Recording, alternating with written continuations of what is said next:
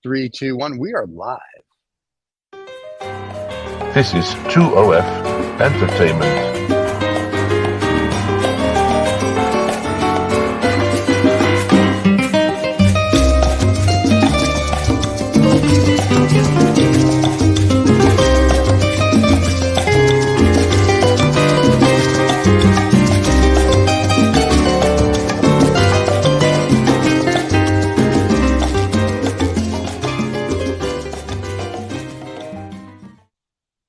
And good morning, good afternoon, and hello, everybody. Hello for dinner. Welcome to the here. show. Welcome to the show where we smoke really cool cigars. Hypothetically, in our head, have a nice dinner and pair our dinner with some drinks, and we think about who our favorite dinner guest might be. Is that a good roundup of the show? That is an excellent roundup of the show. That's very kind. Say it one more time. I love it when someone compliments me. You are a warm, wonderful human being. You are a legend in your own mind. And if you want to know how great Rizza is, he will tell you. No, you did great. That was awesome. We just so everybody knows, the reason we told you what our show is all about, we had a media expert look at our show and they go, "What do you guys do?" I said, "We just sit there and look pretty for an hour." And they said, apparently that is not enough. So for you people that are into cigars, we have a sommelier, you have us, and we're going to talk about the cigars we smoke. We're going to talk about our imaginary dinner guests, which will be fun. And at the end, we're going to talk about cigars again. So and there'll be timestamps. The whole spiritual element of this, the whole rationale was when guys or girls smoke cigars, what kind of stuff do they talk about? And normally when you're in a good mood, you start hypothesizing about who you'd like to smoke a cigar with, what kind of discussion I would have. And so we've themed it out a little bit so as to make it a little bit more digestible in weekly, bite-sized hunks. Right. And this week, our dinner guests are meant to be, and Usman up there has reminded me, geniuses. So we're all going to invite geniuses to dinner. And hopefully that cigar and drinks conversation will mellow and flourish. And that was the whole point. And if you're watching this right now, like, comment, and subscribe. It's a fairly interesting series, if I say so myself. Stephen is a little bit more interesting than I am. And Usman, who's a new guest since last week, is our expert cigar Habanos sommelier. Habanos meaning cigars from Cuba. And I think today, Usman is going to let us know how we can cut a cigar in different ways and whether that's useful or not. Yeah. Yes, sir. Thank you very much. So, all you, my friend. Oh, yeah. What are you smoking? Okay. I was like, you were on a different planet just now. He was just enjoying hearing you talk about the show, and he really just enjoy when someone compliments me. One more time. Listen, if we stroke your ego anymore, you're going to need a cigar, and then you're going to need a cigarette. So let's. Yes, that's right. All right. In the anticipation of the Habanos World Days that start from the 20th of June and go up till 22nd in London this year, which are the first time Habanos World Days happening. Yeah, and the fact that this is the year of Trinidad in the Habanos world. Great to see that, Raza. Yep. I am also brought in a Trinidad for that matter. 3 T's. Trinidad means Trinity in Spanish. Yes. So it is Trinidad Esmeralda, which I am going to smoke. Wow. Yeah. Well, we've got an hour. We've got an hour to ourselves. So I was like, why not? And by the way, I have those in my humidor, and I would Stephen is opening that. What is Stephen smoking? I got this for Father's Day from all my Vietnamese children. They chipped together from the little village, and they sent this to me. This is a Rocky Patel Conviction. So this is supposedly a limited production cigar, and it's supposedly they make like 500 or 500 a day or some very limited. It's supposed to be very good. I have not smoked it. I was at a cigar shop though Sunday, and I was talking to someone, and this is how not to sell a cigar. I said to the gentleman, "Have you ever smoked one of these?" One of the customers, he goes, "Yes," and he goes, "I bought a box," because he's very impressed that the box is $1,000, right? And I'm like, "That's not what I asked you." I said, "Did you smoke it and like it, or are you just a dick that wanted to buy $1,000 box and you have no clue about what a cigar is?" And after speaking to him, I realized he had no clue. He was smoking cigars because look at me, I'm smoking the most expensive cigars. Because I asked about, tell me the construction, the blend, the flavor. He goes, I just bought a box. That tells you how good it is. And I'm thinking, you're an asshole. So people, when someone asks you a question about a cigar, and they want to know, the construction and the blend and what flavors and how it smokes. That's a real question. Not I bought a box. Nobody cares because people buy crappy boxes all the time. So, but this is what the Rocky Patel construction looks like. I will be smoking this during the show. Hopefully it's good. If not, I will tell you because Rocky's not sponsoring and nor do I care. So, there you go. So as I showed you, I'm smoking a Trinidad Topaz or a Topaz. Right. Oh, call it, but it's a Topaz. And you may have noticed, if I can show it just there, it's got a little ponytail on top. Yep. Which there you go. Can we highlight that properly? Can everyone see it?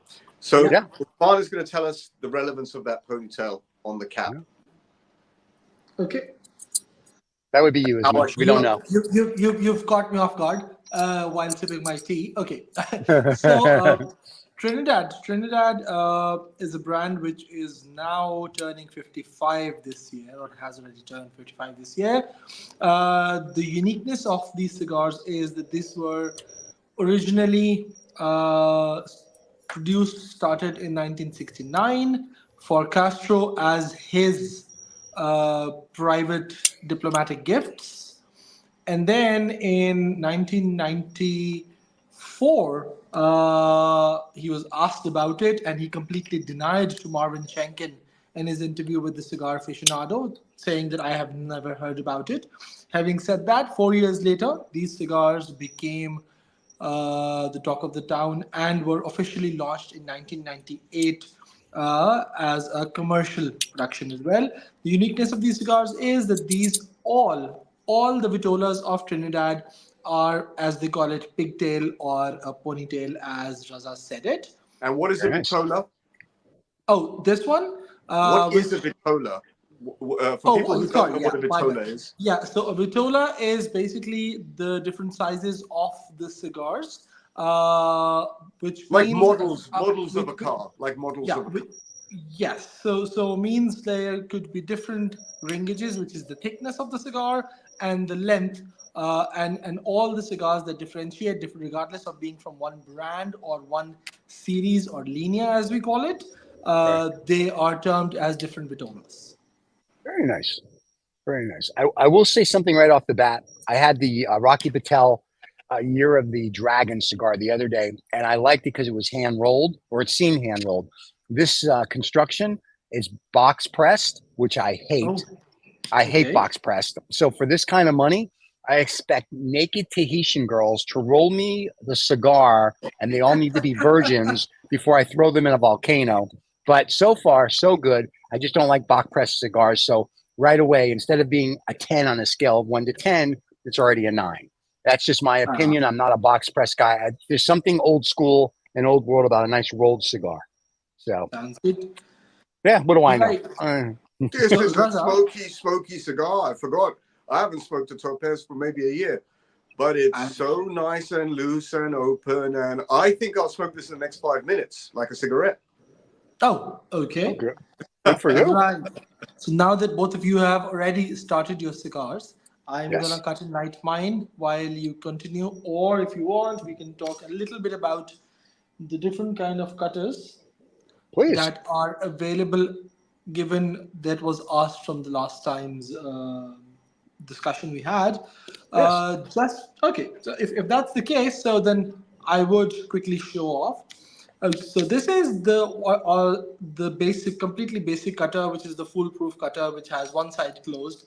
And this is a double blade cutter. You just put in your cigar here and firmly press it, and it should cut the cigar.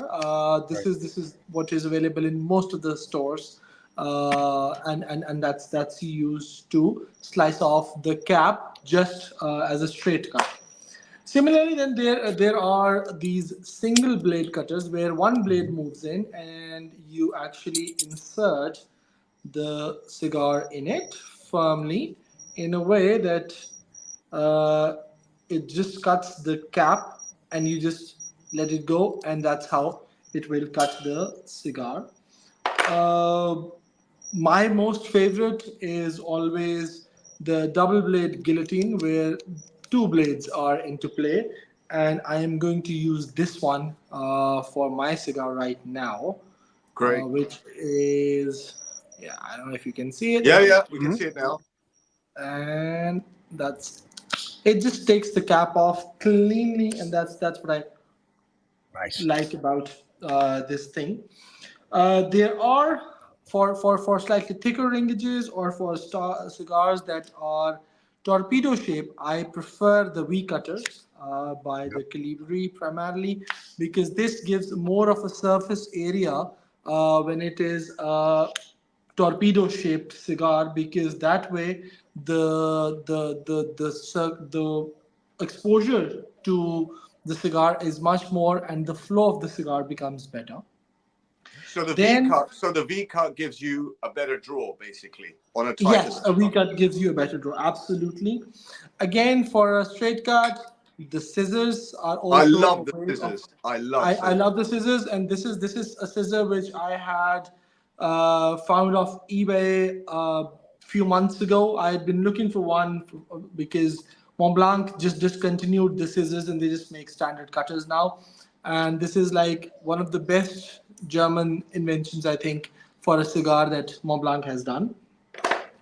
Then there is a very interesting I've cigar seen cutter, that. which is the knife La Petite by La Lanes, and I love them because when it comes to the cleanliness, you can just simply turn it around the cigar and it takes off the cap, very nice and gentle. The only thing is you need to be careful and watch so that it doesn't hurt your self or the fingers cut off. It doubles Uh, up as a cigar box opener as well. it does double up as a cigar box opener, absolutely. And the last but not the least is a punch cut. I'm Yep. wearing a punch bracelet by Laughing Name again. Punch cut, I generally use these. This is just to punch a small little hole into the cap of the cigar, and it takes off, and that way it just gives you a very clean cut or opening to the cigar. I generally use it on the thinner ringed cigars where it is appropriate, and the size of it is better as compared to using it on a thicker ringed cigars, because I prefer personally a straight cut. I mean, at the end of the day, it's your personal choice. There is no right or wrong in any kind of cutter. But yes, they are handy when it comes to the punch. You can travel with them, and there's no stoppage. The other cutters might sometime become an issue if you're taking them in your hand carry. So better to check in the luggage, because we cigar buffs like to keep our accessories with us whenever we're there. It's true. So with that, Look at the I white ash shall. on that. Look at the whiteness of the ash on that already. Honestly, man, this is nice. Now, now I'm gonna, yeah, shut up and light up my cigar because I seriously need one right now after almost not smoking for 5 days. Light up, light Uh, up, light up. yeah, What? Not smoking for 5 days? That's like sacrilegious. I can't go like 5 minutes. yeah, What are you kidding? That's you're crazy. absolutely right. I mean, it was Eid here in Pakistan, and I was in my hometown, and I'm in my hometown. That's not something which I can do because mom will throw me out of the home. Ah, I Again, understand how that again, works. Yeah. again. Stephen, Yeah. how's yours? How's your on the draw? How's it going? I will say this: the draw is excellent. As you can see, the smoke is Yeah. excellent. So it's a very good constructed cigar. It has some nice flavor to it. So it's like it hits you, excuse me, from the first puff. So I'm enjoying. I'm enjoying it. Like I said, if it wasn't box pressed, I probably would enjoy it more. But for what it is, I'm impressed. So Rocky, you did a good job. Not that Rocky cares what I say, but Oh, you know, amazing. Shall we go for it? Shall we go for the show? we should Yep. go for the show. Before we go for the show, I want to say hello. Thank you, Mr. President, for watching. Donald Trump. Again. I was He's not the waiting when he's president. gonna come. Yeah, Very he's not the president inspiring, yet. sir. I would love to have you on the show. I Oh God. know we would have loads to talk about. Genuinely, no irony here. We got loads. So The program was about geniuses. I thought I would start with Mr. President, someone who can hold it together when others can't, inspired life choices, etc., etc., etc. List is endless. I'm going to kick off with round one today. Sure. If you don't mind. And I'm going to give you some clues as to my first genius. Okay. Now, I believe that now this is someone who is still living. Okay. And I believe the compliment I want to give this genius is that when he dies, the average global IQ will halve. That's how much of a genius he is. Listen, if you're going to roast me while I'm here, I really thank you. It was very touching. I'd like to thank everybody who made it possible. In your case, it will diminish by 51.3%. Thank you very little. But So, in the case of this genius, I admire his wealth of knowledge, his tenacity, his patience in the face of barefaced stupidity. I love the way he discusses humanity. I love the way he discusses politics, government, global power, language. He's been around for longer than I've been on this planet in the media. And my first genius, and I do think he is a genius, is Noam Chomsky. wow. Very interesting choice. And I would have no end of a dinner discussion with Professor Noam Chomsky. Very about nice. Power, politics. I don't know if he would actually smoke a cigar with me, but I know he's the type of person that wouldn't mind if I smoked with him. Very nice. All right. That's a good opening shot. It's a big opening shot. I know it's a big opening shot because Noam Chomsky he's way, way, way up there in terms of his intelligence. So, all right. Floor is yours, guys. You can fight it out. Who's going second? No, Usman, go ahead. I went. Just so we're clear, I went through antiquity for mine, and without my guys, you're Noam Chomsky, nothing. But go ahead. Okay. Well, Noam Chomsky is almost in antiquity. I was just going to say he's old enough to be antiquity. Yes, that's true. So, okay. Well, when it comes to the first one I'm going to talk about, I think most of us would agree to the benefit this guy brought to almost every one of us by introduction of the bulb. So Thomas Edison, to me, was yes. Thomas Edison. Yes, I mean, I think the guy's contribution to the mankind is something completely of a genius, because at that time they could have been someone else, but he was the one who brought, as I say, light to everyone's homes. So yes, that's how I would define him as one of the geniuses. Well, then, if we're going to do that, an honorable mention then has to go to Nikola Tesla, who worked for Edison, and actually Edison got a lot of his ideas from Tesla. So we got to give Nikola Tesla a big shout out, because without Nikola Tesla, a lot of what you have today would not be here. So sounds good. So we'll give him a shout out. Yeah. People who achieved a lot by standing on the shoulders of giants. So Nikola Tesla. There you go, Nikolai Tesla. Nikolai, yes, Nikolai. Sorry, Nick. I feel bad. So, okay. So my guy is I love this, is Zhang, Zhang, Heng, Heng. He lived from 73. Oh, there you go. You've gone back into history again. I told you I was going to antiquity. 73 CE to 139 CE. He was from the Han Dynasty. He was a mathematician, an inventor, a literary scholar, and best known for the seismoscope that detects earthquakes. Seriously? No, I just made the whole thing up. Yes. Oh, then you're a bigger genius. Bloody hell. Yeah, that is so. It's ZHANG from 73 to 139 CE. Without this guy, you would not be able to detect um, earthquakes because he's the one who came up with the seismoscope to detect them. Now, think through that. That's trillions of years ago, and that to me is true genius. Because even 2,000 years ago. well, it depends how you do math. But time doesn't exist, so it's whatever. But anyway, so this guy to me is a true genius because without that is just like wow, you did that before the technology. So no, Stephen, you're the genius. That's because true. You very well, you really do this every week. You anticipate in one word my next thoughts. Okay.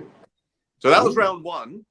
Yeah. So that was round one. Round two, you talked about time and discussing time. And my next guest is a genius with whom I would discuss not only time, but I would discuss time travel.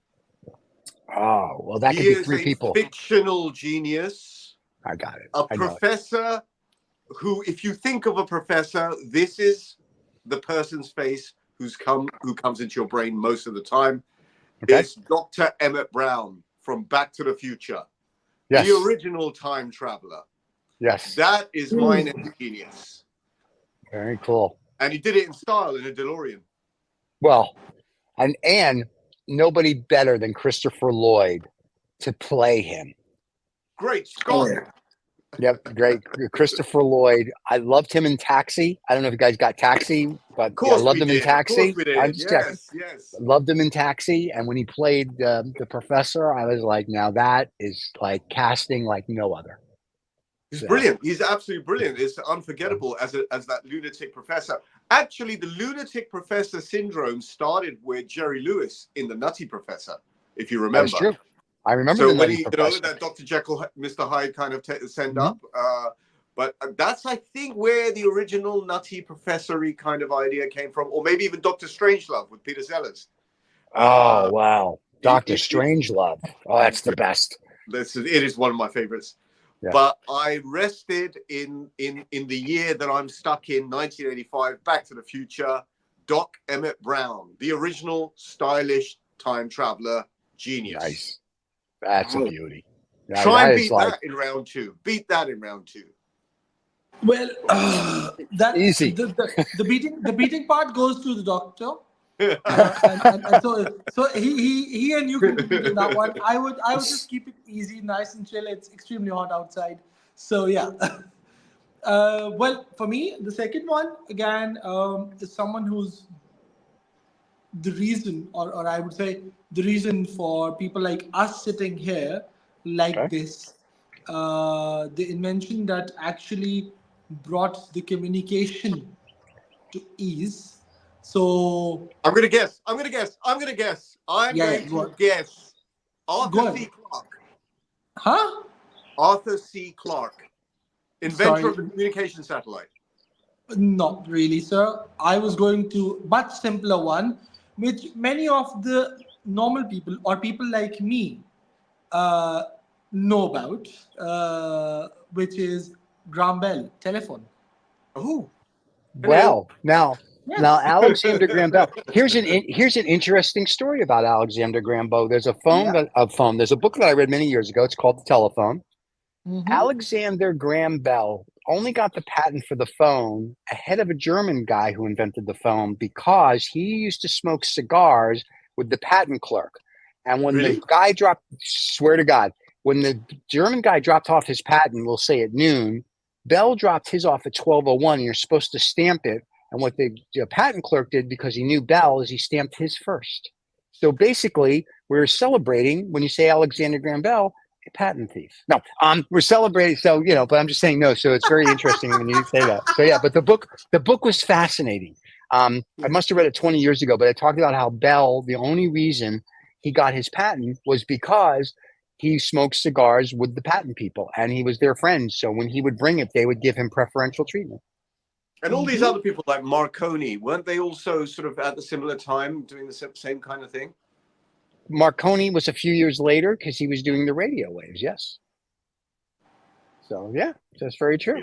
There you go. And just so you know, I had Arthur C. Clarke as an honorable mention. When you were talking about time travel, I was going with H.G. Wells. Also, I figured H.G. Wells would be a good one. And another honorable mention. Arthur C. Clarke would have been actually a very good pick. I mean, I've only said that in anticipation. Arthur C. Clarke, science fiction writer, wrote 2001, Space Odyssey, inventor of the communication satellite. My God, very, very versatile. But then went and hid in Sri Lanka for all sorts of reasons.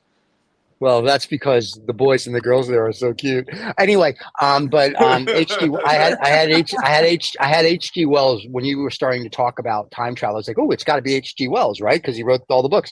But then you went for the real guy. Thanks. Yeah, that which is good.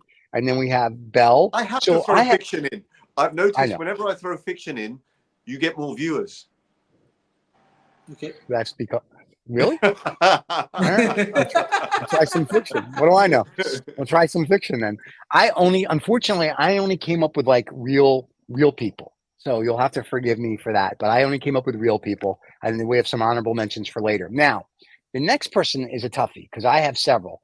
So I'm going to go with a gentleman that lived between 1036 CE and 1095 CE. You're not going to know him. He's a Chinese gentleman, Shen, Shen, Kuo. He's a Chinese polymath scientist from the Song dynasty. His contribute in astronomy, physics, math, and military strategy of his time made him the genius of his time for what he contributed to societies going forward. And there you go. Stephen educates me at every level. I mean, I'm learning so much about Far East Asia and China and ancient China. So I think Stephen is an aficionado of history from that part of the world. Stephen is not only a cigar aficionado but also a history buff. Yeah, no, I like my history. Usman got so upset he left, but he'll be back. I think that means he got a phone call. There he is. He's back. No. There he goes. But no, I not only that, I used to joke with a friend of mine that I was around at these times. I was around with the first emperor. We hung out. But I'm fascinated with Chinese lore and with history because I get a kick out of when I read the history of the Chinese because they say that the first emperor came in on a mighty dragon and he left on a mighty dragon. So I always equate that. Did he come on a UFO and leave on a UFO? You can't describe it. Yeah. So I'm fascinated. That kind of thing. And then I'm fascinated with all the history that, like not the forbidden, but the unknown history, things that we don't talk about and things that are still in history books or pictures from the past. So I like that. But the Chinese have always fascinated me. I've been there several times. It's very nice. I went to Japan once and I just yelled Godzilla and I caused a mass stampede, but that's a different story. But it was fun but China's a fun place. And so is Japan. It's all fun. I like Asia. Never been. I really want to go to China and Japan. You know, shout out to Xi, the president of China. He should just have the whole show come over there and we'll do a week of cigar smoking in China and promote China and the cigar smoking. Oh, they do, of course. Am I holding a Trinidad? Of course. What are you saying? Right now, they've already owned a lot of percentage of Habanos in shares.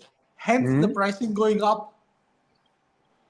And the reason we can't get them anymore. Like you go into a Habanos cigar store, whether in the States not so much, but when I go travel abroad or I meet abroad, and I try to buy cigars, you can't get them. Like they'll be like, I've got 3 left. And I'm like, where'd they go? He goes, we're not getting any because why the Chinese and also India are buying tons of cigars because they're getting into it. So to all our Chinese and Indian friends, listen, if you need the 3 of us to come and do several shows, we're available for weddings and bar mitzvahs. Well, there you go. Gentlemen. Yes. This somebody walked in. Utterly outstanding.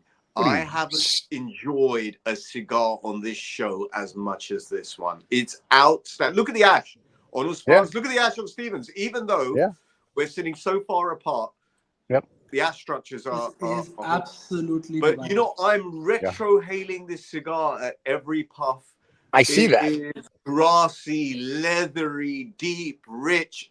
Oh my goodness, I'm enjoying this one. Oh my goodness, awesome. Usman. This is like serious cigar. I have no different thoughts than you on this one. The Esmeralda is like 6 years aged now with me, Right. and it's from a box of 2017. I acquired it in 2018, Wow. so 7 years aged.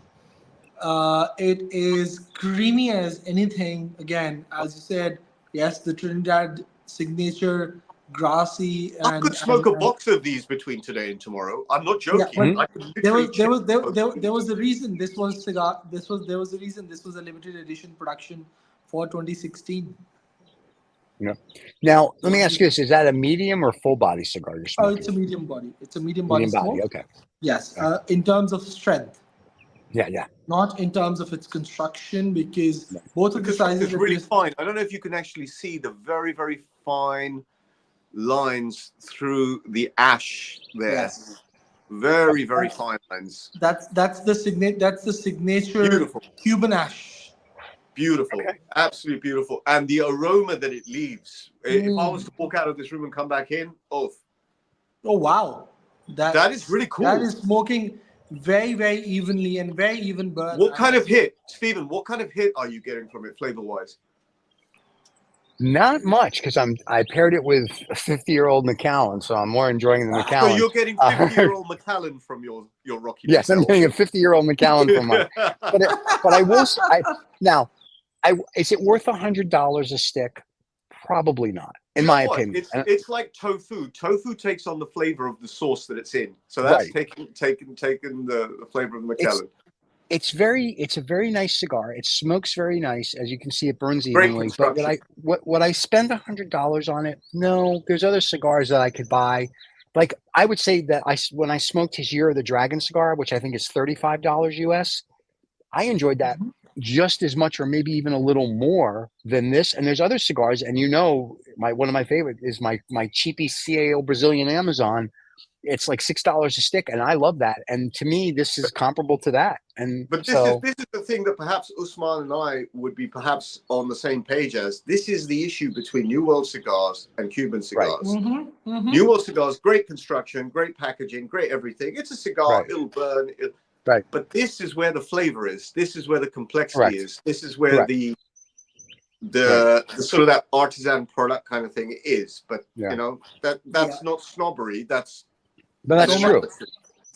so much so of the artisanship that you open a box of 12, and you can't be sure if they all will smoke the same or not. Right, Yes, in that's true. fact, yeah. And I mean it in all the good ways and the bad ways, both. That's right. That's right. I will So say that if I have my druthers, and someone offers me a box of Cubans or Old World compared to a New World cigar, I would go for the Cubans in a minute, because there's just something about the way it's constructed. It's made, and I say this kind of tongue in cheek. It's made with love, and every smoke has a story.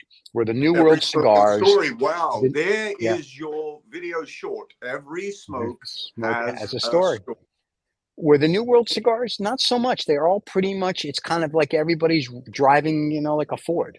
And I mean, I don't care how expensive. Even the Fuente, the Fire of the Gods, and all these. And the Opus Fuente makes X's. a beautiful brand. Opus X's that I smoke, they're wonderful.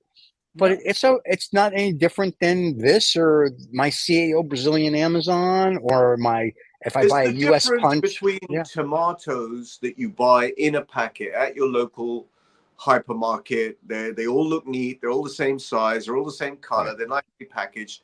Imagine then if you go to Sicily and go to an open market right. and buy a nice, oddly shaped tomato that's bursting with flavor. That's the difference between Cuban Yeah, Yeah. cigars and New World yeah, cigars. Oh, really? that's true. Um, True. round three. Can I give some notable mentions? Yes, please. Please. So I will start with a female genius, Hypatia, who was the guardian of the lighthouse at Alexandria some Yes. 2,300 years ago. Yep, yep. She was a genius mathematician.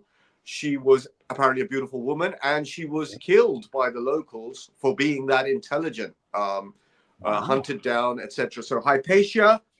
I'm going to mention Descartes, I'm going to mention Plato, Aristotle, Socrates, Pythagoras, all the standard ones. And before I come up with my final genius, a shout out to Donald Trump, genius in politics, genius in power broking, genius in survival. Yes, that's the genius in survival. Yes. DP, Genius in grabbing get pussy. back in. And So my round three. wait. And If my we're gonna do round- some, wait. If we're gonna do some honorable mentions, let me just do some honorable No, mentions here. shall I come up with my third round and then you do your honorable mention? Or should we do the No, we'll let Usman. your honorable mentions? Okay, no. Go ahead. Go do your third round, just in case. I don't want to honorable mention them. Is the one that is by all means a genius, a philosopher. So much so his brain is preserved. I'm a physicist by education. I cannot get through this conversation without having him as one of my dinner guests. It's Professor Einstein. I was going to say, you got to have Einstein. There you go. He was one of my honorable mentions. I'm glad. Squared, but so much more than a physicist. He was a true humanist and a philosopher and a survivor. You know what?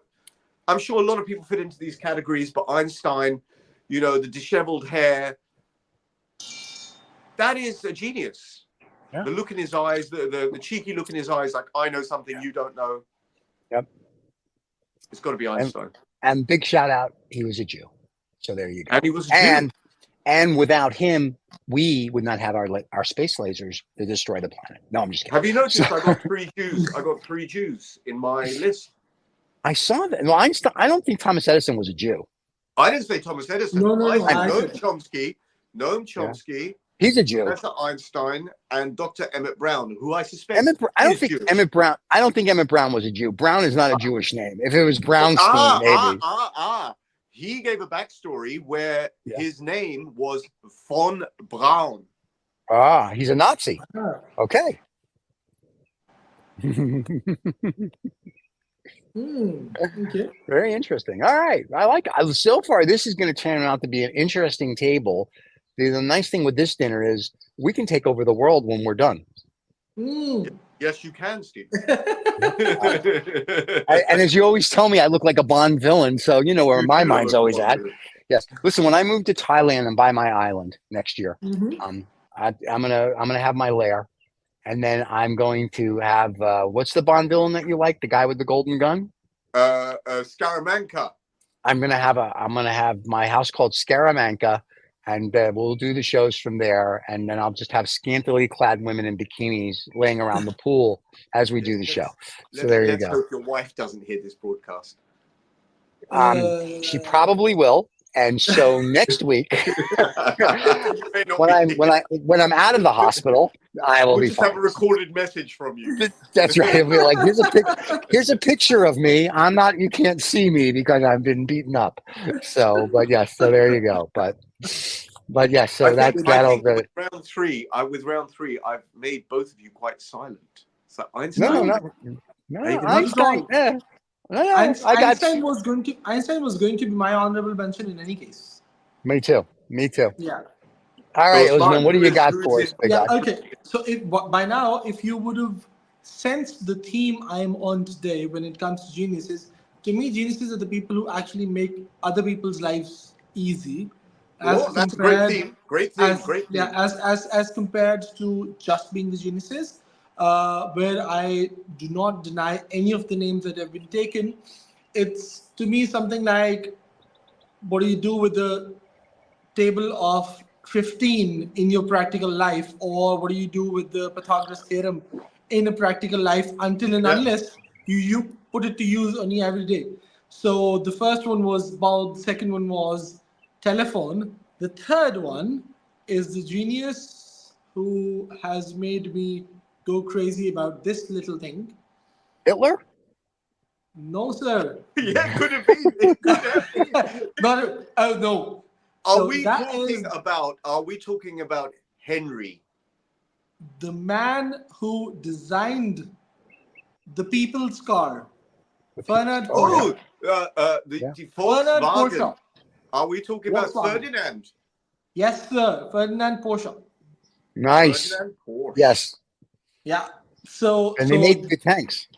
yeah. So the reason I mention him is this small little thing brought people on wheels, Yeah. is known as the people's car for this very reason. So I really like. I mean, the cars I own all have a reason to it, and Right. that is they're not the most exquisite cars of the world, but they're the ones which have actually brought people convenience in life, like this one, the Mini, Right. even in Italy, the Fiat 500. So these are like Yep. their, as far as the localities or as far as the locations are concerned or geographies are concerned, these are the things who've actually made people go mobile. So I think Very Ferdinand cool. Porsche is one of the genius or was one of the geniuses who Yeah. actually gave this convenience to people. Otherwise, who would have just still be like for the affluent class, or maybe something where And, things would and have just still been in the old ages. And you know, when he designed the VW Beetle, he made a clay model. He accidentally sat on it, and that's how they got the design for the 911. It's just a wash. Pushed you Yeah, down. Yeah. yeah. Very cool. And now Very that's nice. out Well, there that's in nice. the digital network. That's what people will believe. And here's the best part, because it's on the internet. It's true. So, Any I'm honorable loving. mentions? Any honorable mentions, Usman? Oh, already Thomas, already done that. Okay. Einstein. all right, here we go, boys and girls. My honorable mention here is going to be Sun Tzu, Art of War, because without him, we can't fight and kill people. Thank God we have that. All conduct We all. business. I also want to honorable mention to Gilgamesh, who lived between 2800 and 2500 BCE. That was very interesting. If you read his book, I don't know if he was a person or it's the book, but it's a fascinating read. The It story of talks about Gilgamesh. The story of Gilgamesh, yeah. but he lived 300 years. So he talks about UFOs and flying fortresses and cities and, before science fiction. But and everybody we've mentioned, including Albert Einstein and Nikola Tesla and whatchamacallit, and Edison and all Donald these Trump. people. God forbid we forget Donnie. Donnie, we're waiting. We come on the show already. If he shows up one day, I'm going to just poop in my pants, which he does constantly. That's why he wears a diaper. But the one guy that we have to give real credit to, who's a genius, without him, none of this is possible. The computer, the whatever, is Alan Turing. Oh, wow. Without Alan Turing, we, in theory, would not be doing this. True that. Very true. Great choice. Great choice. There's a movie about him starring Benedict Cumberbatch. Yes. What is it called? The Imitation Game? Yep, Imitation Game. And it's an excellent movie. But I actually, after that, read Alan's biography. And I was fascinated. I don't care that he was a fruitcake. I could care less. Like, I don't care what you sleep with. But he, upstairs, was a genius. I mean, for him to think and do and whatever was like, wow. No, but I like the fact that you stick to technical terms such as fruitcake. Well, $3 bill, fruitcake, light in the loafers, whatever you want to say. But here's how I look at it. I don't care. As long as you're a human being and you're a good person, I don't give a crap what your sexual orientation is. To me, it makes no difference. If you want to be, you're welcome. If you want to be gay, be gay. Because gay back in the day meant happy. So be happy. If you want to be a homosexual, be a homosexual. If you want to be one of the 47 different letters, be a letter. That's gonna make it into your shorts. I'm sure it's gonna be into something. Yeah. We're getting. Oh, by the way.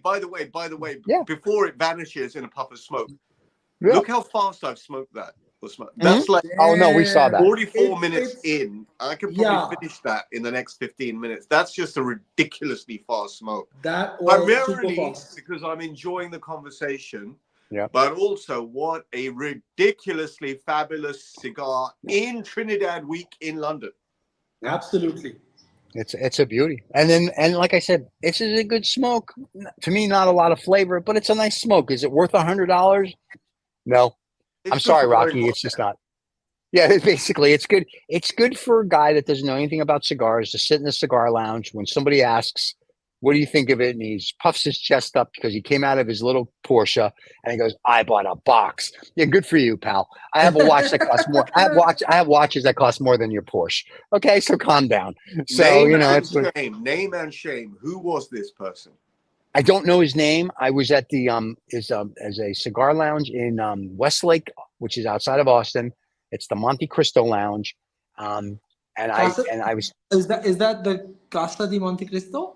Thank you very much. It's Casa de Monte Cristo. And I was in there and I, got this. I know, right? And I got the stuff and I was like, very nice. I have the Monte Cristo key because I'm a member for 100 years. And the kid that was behind the counter knew nothing about the Monte Cristo key or the Monte Cristo cards, nothing. So I was like, all right, no big deal. So I got this and I got a few others.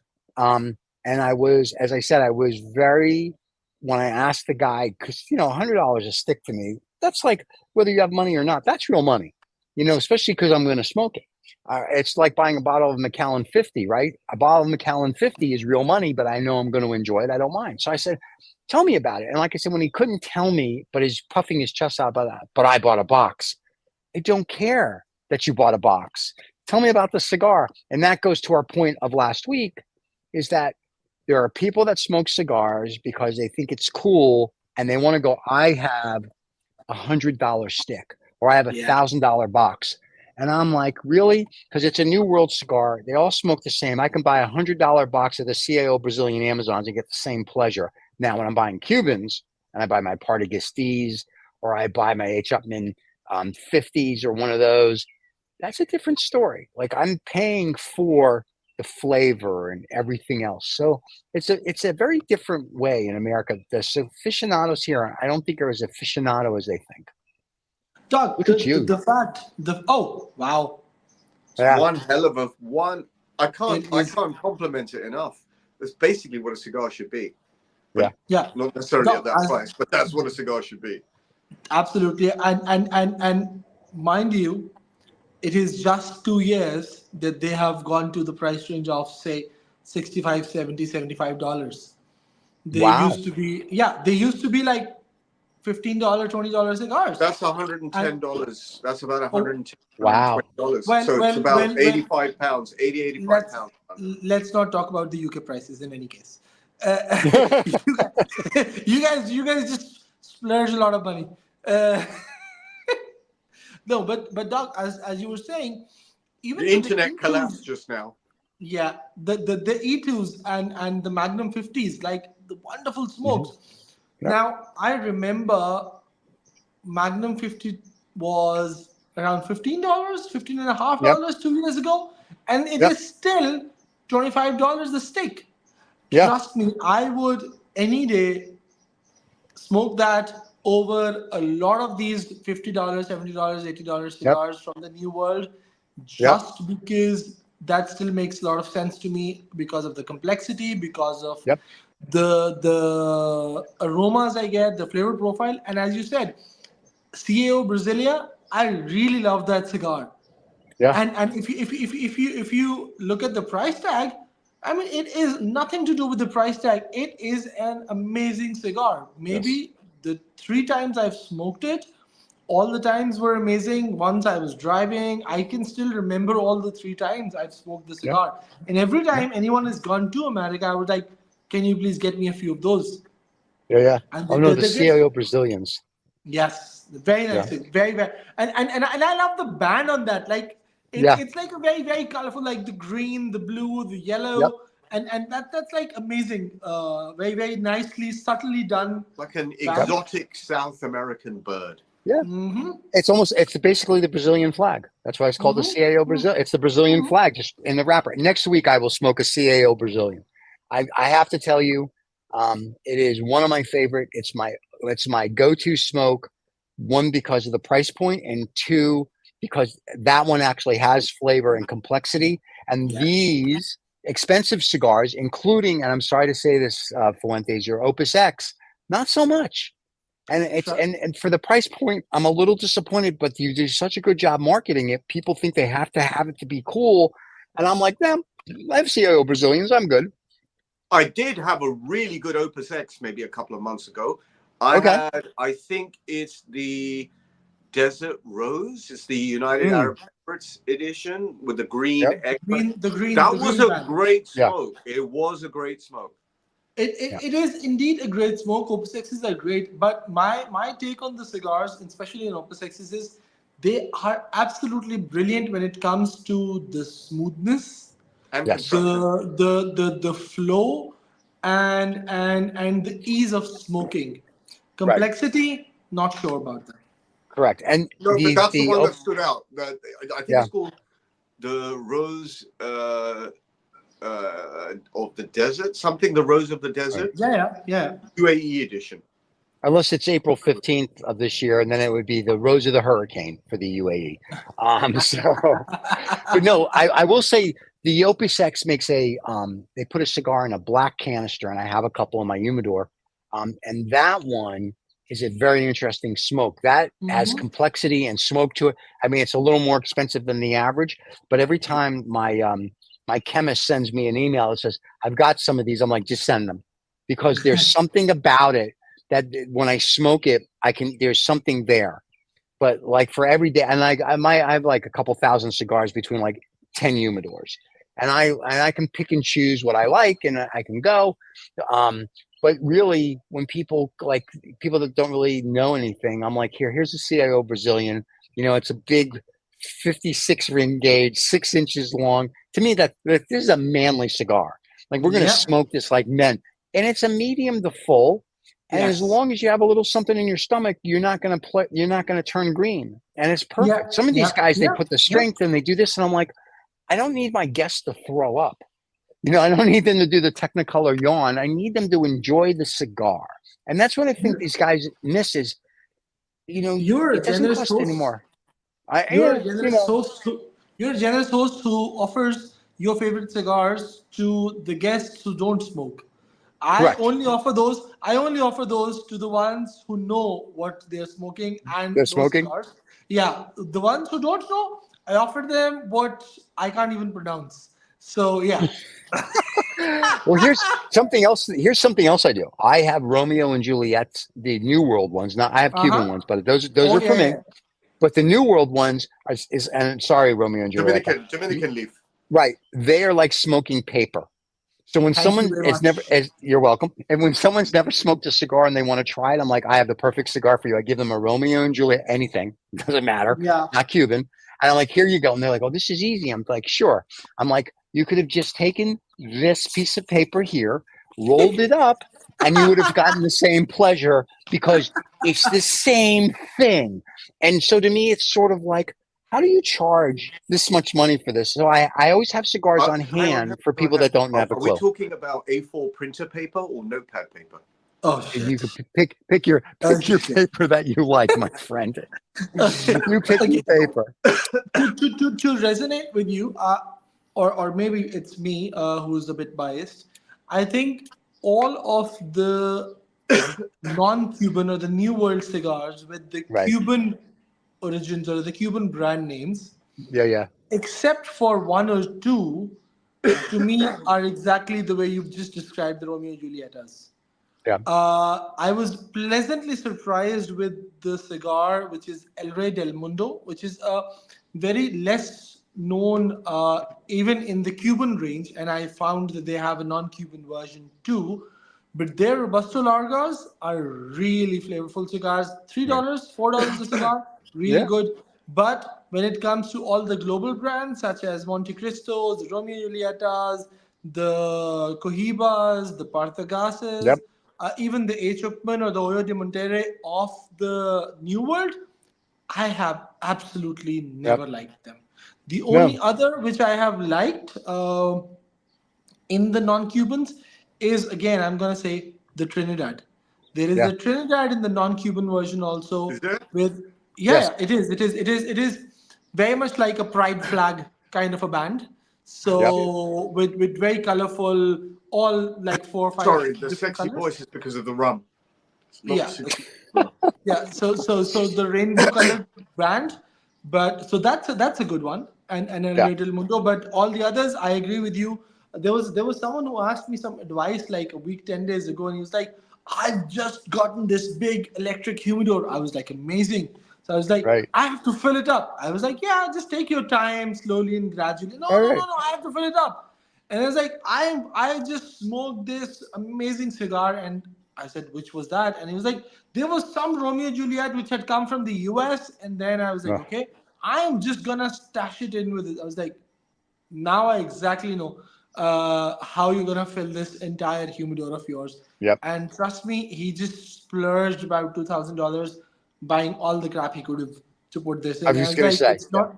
Yeah, I was like, it's not. Again, as you said, it's not about having a humidor or filling it up with anything and everything. Knowing what you smoke, knowing what you enjoy, and thank you. then Right.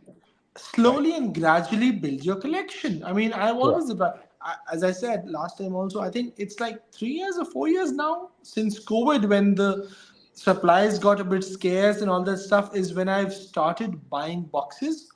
Right. Prior to that, from 2006 till let's say around 14, 15 years, I've always bought singles Right. until unless there was something which was, let's say, a Magnum 50 or an E2, where I was Yep. very sure that I need a box of these. I would Yep. always buy singles or a Cohiba Yep. Robusto, because these were like my all-time favorite cigars. Otherwise, I would buy singles because Yeah. that's what I like to enjoy, and slowly and gradually build your collection. Correct. So I yeah, agree with that. and understood difference between the cigar aficionados or the cigar smokers, and Okay. I think it is the nub moment for Raza already. It's the what Yeah. moment? You already using a cigar nub for this? Yeah. Look at that. Look at that. Wow. Look at you, Castro. So, Mm. but no, but it is very true. The problem with people that say they're cigar aficionados have no clue. And because most of them have never smoked a Cuban, and when you have people that are like, "Oh, look what I spent," it's not what you spend. It's like, Yeah. what's the cigar do? I mean, if I'm just rolling up paper, I can go buy the Romeo and Julietas for $3 all day long, and I'm like, look, I've got a whatever.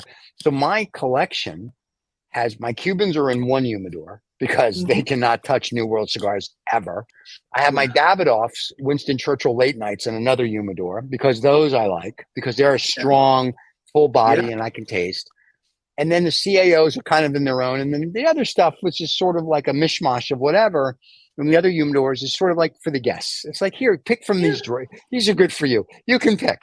But the H. Upmans and the Partacuses and even the Trinidad, if I get like a Cuban one of those. The U.S. Trinidad, I've never smoked. Now I'm going to go get one and see what that's all do, about. But do try that.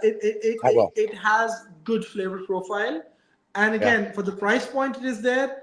uh if the same price point was still maintained for Trinidad's, I would continue buying that. I have no shame in openly saying it, that now Cohibas and Trinidad's are practically my celebration cigars. Maybe that's what Okay. Habanos intended to do, but they have Right. become my celebratory cigars They're the given the Rolls price point. Royce of the range. Yeah, given the Yeah. price point. I mean, I very vividly remember that in 2020 January, on my last trip before COVID, I purchased a box of Cohiba Robusto for $563 Wow. from Dubai duty free, and it was a box of 25. And now the Right. box costs $1,900. To Wow. me, it's practically not worth it for that Yeah. much I money, agree. because Yeah. I have so many great cigars for that much.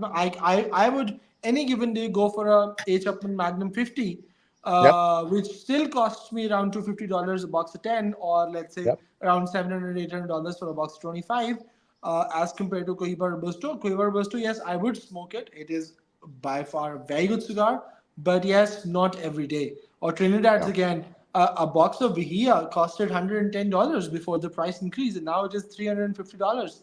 Why Yeah. would I just go buy 12 cigars for Right. $350 when I used to buy them at 110? Right. So Right. yeah, I mean these are now times changing, and again, time the value for money is something which also becomes a factor in the choices now. Right. Not saying they're not great cigars, they're very good cigars, and there is a reason for the price increase. But again, there is another reason, which is the global The pricing and all global of demand. that, which is, yeah, and the more of the economics or Right. and the business playing into this. But do Now, you both think of you, also? Wait. I have a quick question, if I may. Do you think that the price of cigars are going up because they're trying to cater to, if you will, the Chinese and whatnot, and the other affluent people who don't know? And listen, if I'm a cigar company, I'm just going to price everything more expensive because stupid people will buy the most expensive cigar because they think it's the best, thank you, even though it's not. thank you. Is that what we think is going on, basically? Well, it is one of the factors, Okay. no doubt. It is one of the factors, but the fact that Habanos has sold a certain amount of shares, Right. and what they're trying to do is that cigars in the eastern part of the world, or the far east part of the world, where Pacific Cigar Company is the bigger supplier for Habanos, which has China, Hong Kong, Right. Indonesia, Malaysia, Thailand, Australia. The cigars were already very expensive. The only thing Right. that they've done is that Phoenicia, or this part of the world, the European and our sides of the world, where cigars were still cheaper, the Chinese would come in, buy lots of cigars from here, go there, sell at higher prices equivalent to their market, and Gotcha. make some money. So what they've done is they're officially, what they're saying is that they are bringing the prices to a global pricing, as per a global pricing strategy.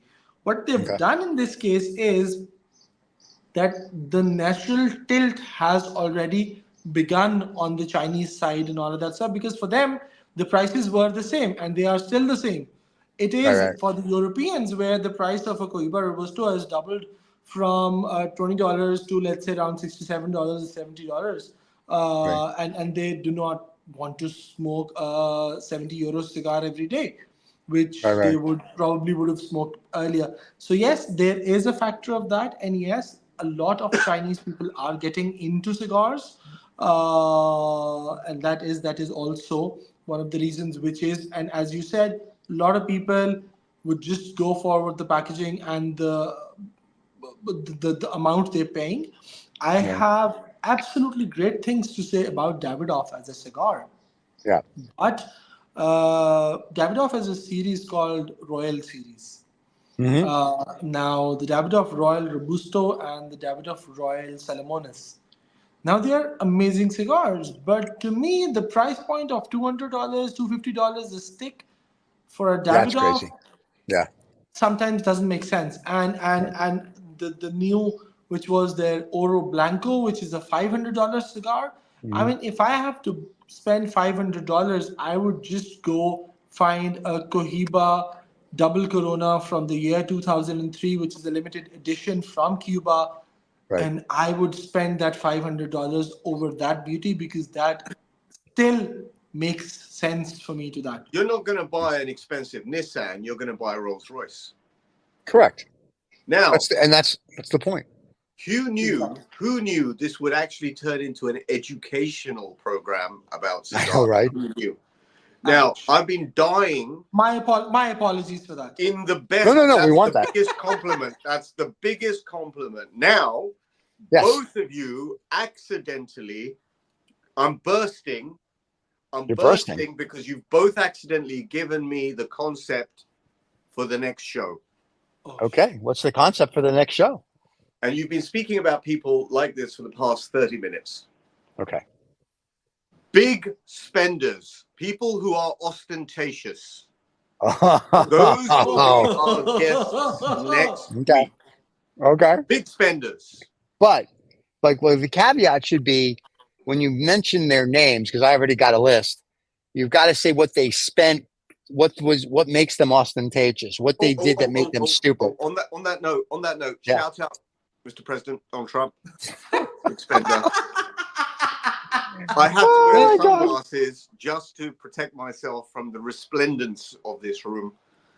Big Doc, I'm sure spenders. you're happy by now, because he's already termed Mr. President in the list of I stupid. know. Even a former president is allowed to be called. Should be called Mr. President. Mr. President. Well, with the new Oh, election coming show up, next week. he'll just be called dictator. So, or Gentlemen, autocrat. by the way, that cigar diminished itself to nothing but a butt. Wow. Oh, Look at that. man. That is awesome. Hey, the interesting thing is maybe Mr. Trump, if he becomes president or dictator, he'll have because he wants to dismantle the federal government. Maybe he can have a cigar branch of the government, and we can run it, and we can dictate to people what they should smoke, and it should be mandatory that everybody smokes a cigar on certain days. I like that, so that we could do that. You say all We'll these work with things him. tongue in cheek. I actually mean them, Mr. President. Welcome Oh aboard. my God. Oh my God. Yes. He also reads Mein Kampf every night before he goes to bed. But next week, so we're going to do Opulence. So then really, do I want to smoke a CAO Brazilian next week, or do I want to smoke the Fuentes Black Tube? So now I have to think through it, but I think I'm going to smoke my CAO Brazilian, unless an Opulence cigar, Finished. not this one, Yeah. shows up in my doorstep or my humidor. I have several Opulence. I have some, and I don't know if we ever said this, but I have pre-embargo Cuban cigars from like 1958 to 1962, and I showed it once on the air. I have an H. Upmann in the old H. Upmann container from 1961, and I've been offered money for my pre-embargo Cubans, and I'm like, no, I like looking at them. Every now and then I smoke them, and it's just sort of like, wow, it's like a beauty. So for Opulence, I may, I'm not saying I'm going to, I may have to dip, but into that. But if not, I may pull out Opulence. If that's what you're gonna do, give us a heads up, and I might. He just did. He just did. He just gave you the heads up. Got to be something opulent. Heads up. No. When I say heads up a day earlier, because in the last show you gave kind of a heads up on the topic for the dinner guest, which was changed. Yeah. So if your choice still remains one of the pre-embargo ones, we're going for the big spend. The title Big is spenders. Big Spenders. Yeah. Stupid people. So, basically stupid people. Opulent, That's right. historical. So if you're going for a pre-embargo cigar, let me know. I will try to pull one out from my humidor. And I'm actually thinking of the uber excellence Mirabfell, which Usman knows is the pinnacle of cigars. Can I do this on YouTube? Yes, you can. It's just YouTube. You can do whatever you want. You just did. We're good. You did it constantly for at least 3 seconds. One day. Yeah. Go ahead. No, go ahead, you. Yeah, good. Well, yeah, exactly. The beautiful cigar he was referring to. The most beautiful band. I showed it to Stephen last Agreed. week. Yes. Again, that is where people would smoke it for the band only. That's it. Nothing else.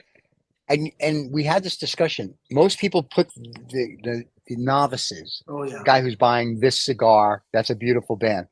The guys who buy a cigar and don't realize that you keep the band on, not for show, but you keep it till it goes to about here. So then it keeps your cigar together. And then the band should just roll off like a beautiful Wagyu beef.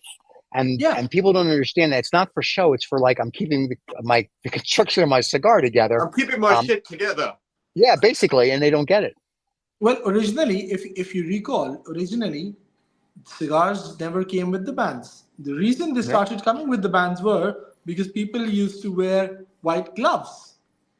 And then when they started staining them, they said, okay, let's put a white something here so that the cigar can be held. And that's what these bands were like initially, without any branding. And then by the stroke of a genius, they said, oh, why not brand this? And it becomes, and this is what we see as the brands or a explanation of what cigar you're smoking. Originally, this was just so that people don't stain their white gloves, because it used to be like a very slightly alternate history. Maybe it's a parallel. Okay, yeah, go ahead. Maybe I much like in Freemasonry, the Mason's mark. It was a sign of trackability, because basically all these factories in Cuba were producing cigars and they didn't really know necessarily what brand or whatever it was. Yeah. All right. This was trackability. If there were problems with cigars, you would be able to track them down to a particular factory, a particular time period, a particular role. And hence the bands were also a function of that. It may have had many other uses, in other words, protecting the fingers, but it was like, you're proud of what you made, put a stamp on it. The stamp was the band. Absolutely. So that is after. I read that somewhere. I don't know about it. That is after the white bands were initially introduced, because initially the first thing that came was so that people don't, like, it was very formal to smoke a cigar, putting on a smoking jacket, wearing gloves and all that stuff. To remove that and look less like Raza, for that matter. Hello, Mr. President. Right. So they started just putting the white band so that one can hold them. And then it was realized, why not put a stamp on it? And that's the continuation of what Raza said. And that's where the branding part started on the cigars, in addition to the box itself. Gotcha. All right. Now he's just getting a little carried away with his little Trinidad cigars all of a sudden. So that's why. Excellent smoke. Excellent that's smoke. Good. I'm marinating in Trinidad right now. That's very cool. I'm going to have to go get a Trinidad view. Unfortunately, New World, because every time I talk to my chemist overseas, I'm like, get me whatever. He's like, dude, you're on the list for the Partagas, the Upman, the this. It's like, because there's none available. And he says, and as soon as they come in, to the point we made earlier, the Chinese, the India, everyone's grabbing them. So he says, you're on the list. He said, we're just not getting enough. And kudos to the Habana group. Quick question for my education. When you travel and you're coming back to the US, do you sneak in some of the Cubans? I will literally put them in my valise. And if they ask if I have them, I tell them yes. But I think we're allowed to bring 5 in. And so far, I've not had a problem. The only time, this is about 20 years ago, I was in Monte Carlo. A friend of mine bought me a box of, I think it was Upmans. And he was putting my luggage in the car for me, which I thought was kind of strange, but very nice, since he has a gentleman's gentleman. And then I'm at the Miami International Airport. And, when you come in, they put your luggage through X-ray, and I'm watching it with the customs agent.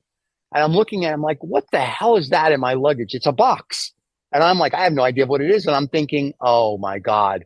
And the custom agent says, don't go. And I get into my driver picks me up, and I open my luggage. And when we get out, I'm like, there's a box of Cubans. I'm thinking to myself, that would have been embarrassing, because I didn't even know it was there. You know how they ask, has anybody packed your luggage? No, I packed my luggage. I didn't know, so it was one of those things. But I think you're allowed. I think you're also allowed. I know Southwest Airlines flies to Cuba from Miami. Right. So you're allowed to go there. And I think you're allowed to bring back, I want to say, maybe a box. And I think they're okay with it. Not like it used to be. Now, when, Riz's favorite past president becomes the next president, I'm not sure how that's going to go. I don't know why I don't know why we have this embargo. If they were smart, they'd get rid of the embargo, and they're just going to tax the cigars. But when we travel internationally, just like the military, they're smoking Cubans every day. So, I mean, it's like no big deal. So, but I like next time we're going to Europe, and by any chance, if you go to Spain, you'll find anything and everything that you want. In Spain? Spain is, till date, despite the Chinese influx and all of that, is the biggest consumer of Cuban cigars. And the prices are regulated by the government. Hence, the pricing is also very decent. So I'm going to find a new chemist. I wonder if they ship internationally. No, because of this official regulation of the cigar pricing beyond a certain amount, they do not ship it even within the Europe. So you have to only be in Spain to do it. Well, there are a lot of other places in Switzerland which ship across the world. I'm not sure about whether they ship to US or not. Oh, they do. Yes. I have a chemist in Switzerland, and I have a chemist in Hong Kong. Okay. Yeah. Well, then there you go. Yeah, but if I can go to Spain, and I need to go to Spain because I haven't been on a bullfight on acid in years, it'll be fun to go. And then, come back with a suitcase full of cigars. But that means I'm going to have to live in Thailand to smoke them all, or the UAE, because they're not going to let me bring a suit. Could you imagine coming into the United States with a suitcase full of Cuban cigars, they're going to be like, sir, like one box is okay. 27 boxes is probably No, not. We have a I can imagine. we have a limit, you know. So I don't want to piss off the U.S. government. You know, we pissed them off enough. So yeah, but very cool. Good to know. So if you guys want Cubans, go to Spain. So there you go. Yeah. So, gentlemen, this has been a blast, and hopefully this has been educational for everybody. It's always good to see you too. It looks like Usman is going to be a regular now. So next week he will be back, and next week we may even have a commercial because of his cigar people that he's using in Pakistan. His cutters and lighters are from a special company. So we may even have a technical sponsor. So that'll be interesting. And for all you cigar companies out there that want us to try your cigars, good luck with that. We'll be more than welcome to try your products. And remember, Xi in China, if you need us to come there to promote cigars and pandas, we're here for you. So, I'm just saying, we have to suck up to the political leaders. Like, yes. Comment, and subscribe. If you like this stuff, like it, put a comment down, subscribe to this channel because the content is building up. It's getting slightly more technical, slightly more out there. And it's entering into the realms of power broking. Thank you for watching, Mr. President. And hopefully a more interesting program next week. Even more so than today. Nothing could be more interesting. But I will say this.